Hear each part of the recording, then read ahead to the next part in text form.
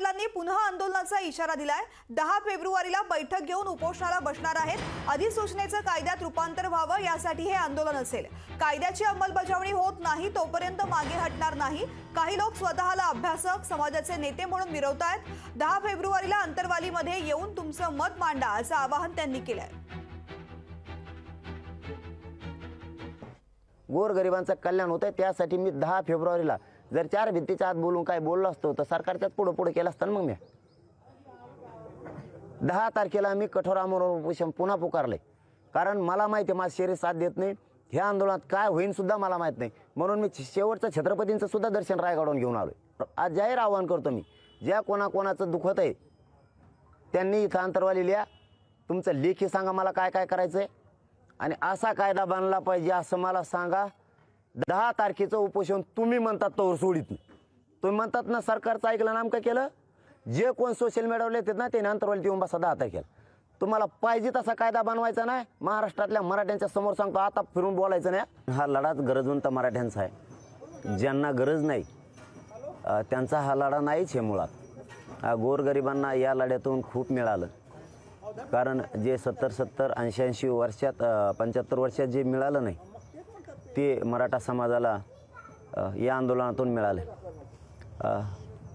हेच मी आज समाजाला सांगण्यासाठी पत्रकार परिषदेच्या माध्यमातून समाजासमोर आलोय की आपण कधी काही खोटं केलं नाही, करणार पण नाही। कधी चुकीचं पाऊल मायबाप मराठा समाजाचा अपमान व्हावा असा एकही उचललेला नाही, म्हणून आपण आज माध्यमाच्या समोर येऊन समाजाला सांगतोय। एक 10-20 जण आहेत, जास्त नाही ते महाराष्ट्रभरात, ते सरकारची विरोधी पक्षांची सुपारी घेऊन कंटिन्यू बोलत राहतात आणि त्यांचं म्हणणं असतं कधी काळी काय मिळालं काय नाही मिळालं, समाजात काहीतरी गैरसमज पसरायचा। परंतु ही लढाई त्यांच्यासाठी नाहीच आहे। त्यांना नाही मिळालं पण माझ्या गोरगरीब करोडो मराठ्यांना खूप मिळालं। त्यांना पैसे पदं पाहिजे असतील म्हणजे हा सुद्धा हे पाठीमागचा जे सोशल मीडियावरचा विषय चालू आहे हा सुद्धा एक प्रकारचा ट्रॅपच आहे। दरम्यान या संदर्भात मंत्री शंभूराज देसाई, मंत्री सुधीर मुनगंटीवार यांनी काय प्रतिक्रिया दिलेली आहे पाहूयात। आता त्यांना आंदोलन करण्याची आवश्यकता नसावी असं माझं मत आहे। एकदा ऑर्डिनन्स काढल्यानंतर त्याची पुढची प्रक्रिया ही निश्चितपणे राज्य सरकार करणार आहे। वेळोवेळी जरांगे पाटील साहेबांनी सांगितलेलं आहे की माझा माननीय मुख्यमंत्री एकनाथजी शिंदे साहेबांवर विश्वास आहे, त्याप्रमाणेच या मंत्रिमंडळानं हा निर्णय घेतलाय। हे मंत्रिमंडळ या संदर्भामध्ये सगळ्या सोयऱ्यांचा अध्यादेश काढलाय, त्या बाबतीतला जे काही निर्णय घ्यायचा आहे तो येणाऱ्या अधिवेशनामध्ये घेईल।